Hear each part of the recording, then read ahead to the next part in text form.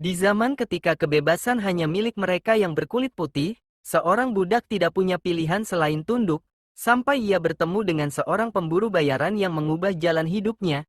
Ini bukan sekadar cerita tentang bertahan hidup, tapi tentang dendam yang membara, keberanian melintasi hukum, dan garis tipis antara keadilan serta pertumpahan darah. Bagaimana jadinya jika seorang pria yang tak punya apa-apa nekat menantang penguasa paling kejam demi menyelamatkan belahan jiwanya? Mari kita simak kisahnya. Jadi tetap di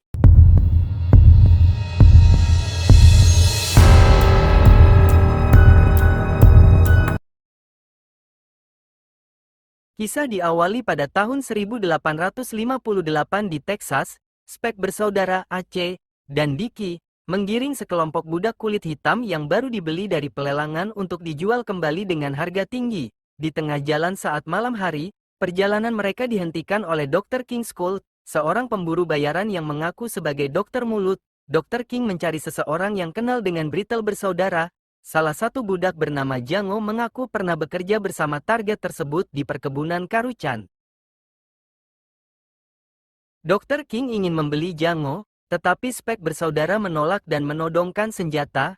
Dr. King terpaksa menembak mati Aceh serta melukai Dicky. Dr. King membebaskan Jango, memberinya pakaian dan kuda, serta memperlakukannya dengan layak-layaknya manusia merdeka. Sebelum pergi, Dr. King memberi pilihan kepada budak lainnya, membunuh Dicky dan bebas, atau menolongnya namun kembali diperlakukan seperti hewan. Para budak memilih membunuh Dicky.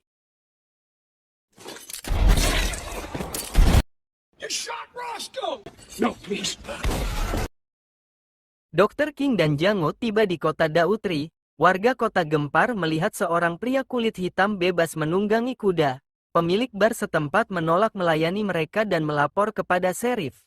Sambil menunggu, Dr. King menjelaskan profesinya sebagai pemburu buronan pemerintah.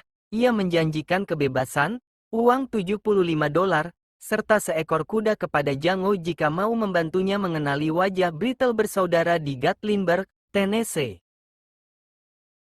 Ketika sheriff datang dan meminta Dr. King keluar, Dr. King langsung menembaknya hingga tewas di hadapan kerumunan warga. Seorang marshal tiba membawa pasukan warga.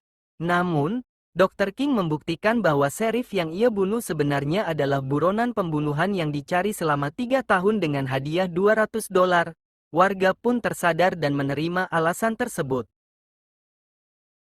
Dalam perjalanan menuju perkebunan Gatlinburg, Dr. King menanyakan rencana Jango setelah bebas. Jango menjawab ingin mencari dan membebaskan istrinya, Broomhilda. Jango menceritakan bahwa ia dan istrinya terpisah, karena disiksa dan dijual ke majikan berbeda setelah hubungan rahasia mereka ketahuan. What? Broomhild's wife speaks German and... Tiba di Tennessee, Dr. King mendandani Jango seperti pelayan mewah untuk menyamar, berpura-pura ingin membeli budak dari pemilik perkebunan bernama Bennett. Bennett awalnya menolak karena ketidaksukaannya pada Jango, namun tergiur oleh tawaran uang besar dari Dr. King. Di perkebunan, seorang budak wanita bernama Bettina membantu Jango menunjukkan keberadaan 3 Brittle bersaudara. Mengetahui pria yang dulu menyiksa ia dan istrinya ada di depan mata, Jango yang dipenuhi dendam langsung menembak John Brittle dan mencambuk Raja Brittle. Dr. King datang tepat waktu dan menembak mati Alice Brittle dari kejauhan. Yes, Brittle. John? The ones over in that field.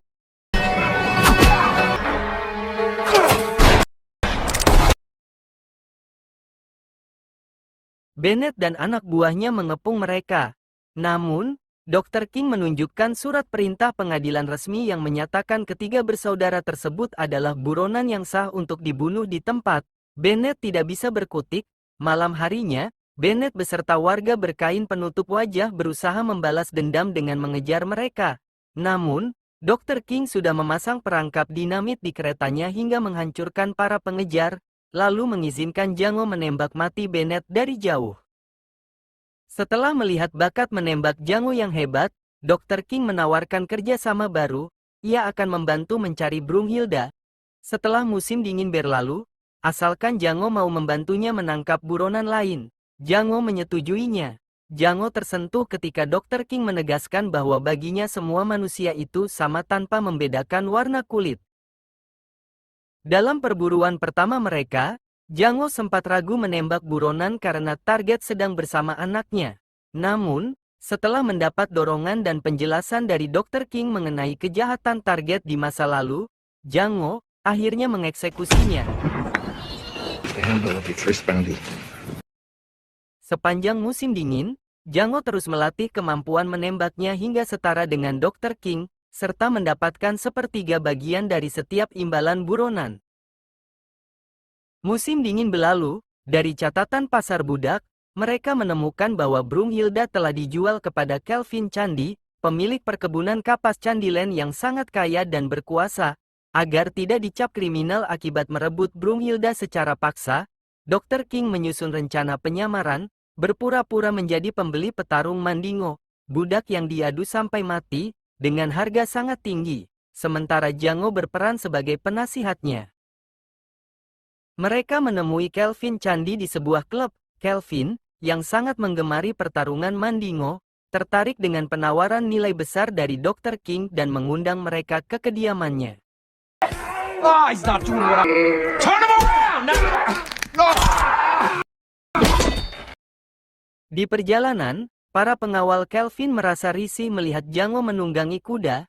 Jango sempat memberi pelajaran kepada salah satu pengawal yang memprovokasinya sebelum akhirnya ditengahi oleh Kelvin. Dr. King mengingatkan Jango agar tetap menahan emosi dan menjaga penyamaran demi keselamatan mereka serta keberhasilan misi menyelamatkan Broomhilda. Memasuki kawasan perkebunan, mereka menyaksikan Kelvin hendak menghukum mati seorang petarung Mandingo yang menolak bertarung lagi dengan cara mengumpankannya ke anjing pemburu. Penyamaran Dr. King hampir terbongkar karena iba, namun Jango berhasil mengendalikan situasi.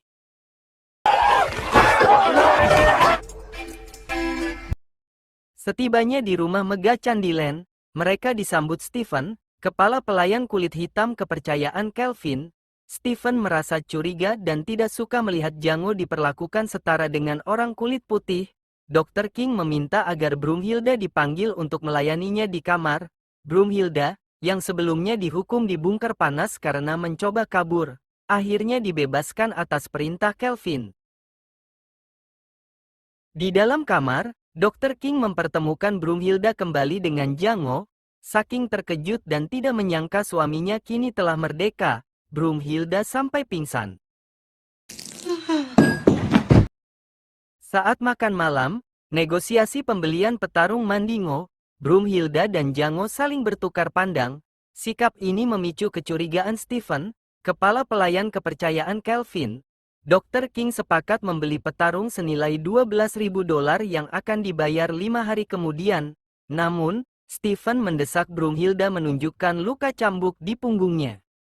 It's about DJ. What around here? You blame me? Fine, fine. Emosi Jango yang hampir meledak, membuat Stephen sadar bahwa Jango dan Broomhilda adalah sepasang suami istri.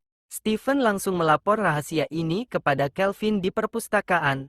Stephen menjelaskan bahwa kedatangan mereka hanyalah trik untuk membeli Broomhilda dengan harga murah tanpa niat membeli petarung Mandingo.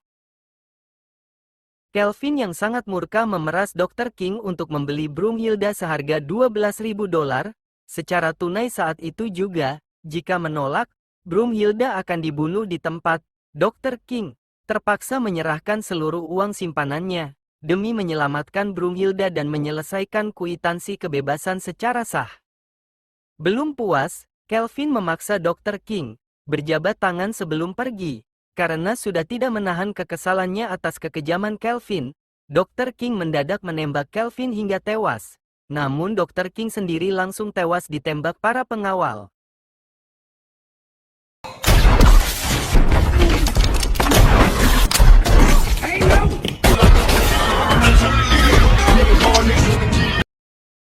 Jango bertempur sengit melawan puluhan pengawal Candyland sendirian, hingga kehabisan peluru.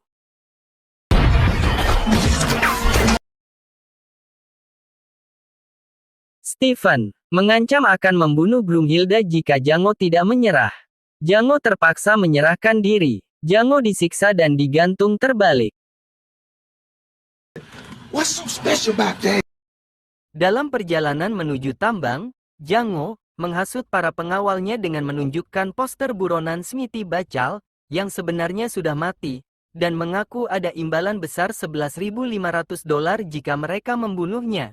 Didukung kesaksian para budak lain, pengawal percaya dan membebaskan Jango serta memberinya senjata. Jango langsung menghabisi mereka semua, merebut dinamit dan berbalik arah. Jango menyerbu markas pengawal Candyland, membunuh mereka, dan membebaskan Broomhilda. Jango mengambil topi dan kwitansi kebebasan Broomhilda dari saku jasad Dr. King. Jango menyusup ke kediaman megah Candyland saat keluarga Kelvin dan Stephen baru kembali dari upacara pemakaman. Jango membunuh seluruh keluarga Candi dan pengawalnya, lalu menyuruh para budak rumah tangga untuk segera melarikan diri kepada Stephen yang berkhianat pada sesama kaum kulit hitam demi majikan kulit putih. Jango menembak kedua lututnya dan menyalakan racikan dinamit. Rumah megah Candyland hancur meledak bersama Stephen. Jango dan Broomhilda, yang kini benar-benar bebas bersatu kembali, lalu berkendara pergi bersama menuju tempat yang aman untuk memulai hidup baru. Pada akhirnya, kebebasan yang sejati bukan cuma tentang rantai yang terlepas, tapi tentang keberanian untuk melawan ketidakadilan. Jango membuktikan bahwa seberapa kejam pun penindasan, dendam dan cinta akan selalu menemukan jalannya.